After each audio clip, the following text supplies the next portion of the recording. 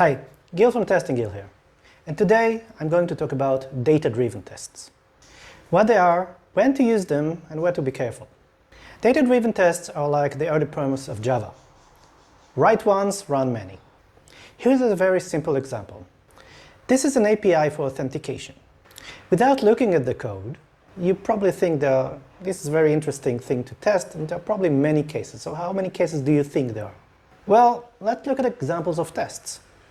Here's one, and here's another one, and one more.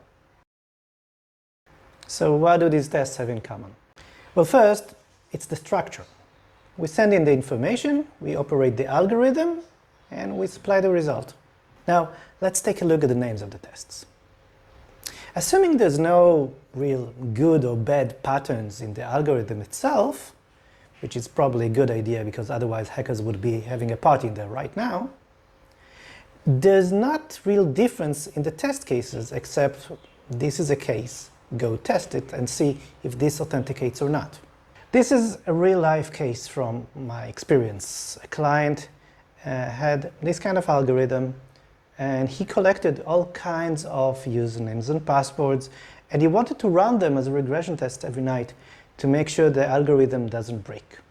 The result is that we would have hundreds of test cases, all written the same way, and without really knowing what the different cases apart from the values and results. And we probably wouldn't want that, right? That's exactly the case for data-driven tests. A test for our API will look like that.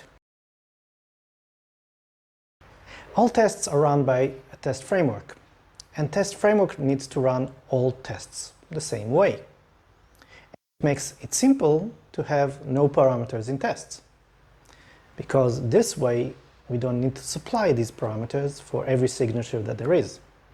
In our case, we do want to send parameters in, and every time it's going to have the same signature.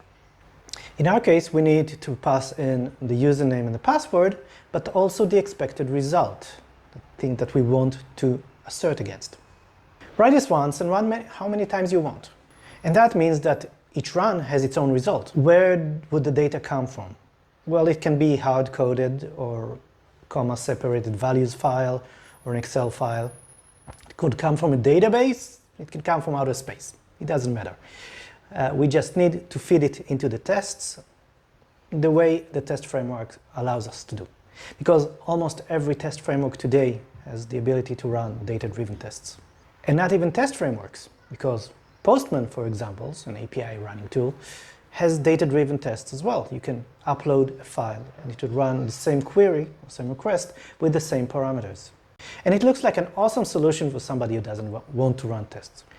There is some small print there. For all the cases that run the same way, we can use a single test. But if something changes a bit in terms of logic or process, whatever, we need a separate tests. We don't want to coerce the test, one test, to do everything. But that's not a real problem. The main problem is that this is a general purpose tool to run whatever algorithm we want to do. And when we have a general purpose algorithm, we don't have the ability to specify this kind of test as checking this kind of behavior, but rather this test stands all by itself. So if there is a failure, we don't know anything about this specific code does something, but this test just failed. For example, let's say that we do have part of the algorithm that checks that the password needs to contain a capital letter. If we don't separate this kind of functionality into a separate test, it will just lie there with all the test cases, and when one of them fails, it will not tell us the problem is it doesn't have a capital letter in it, but says this just doesn't work.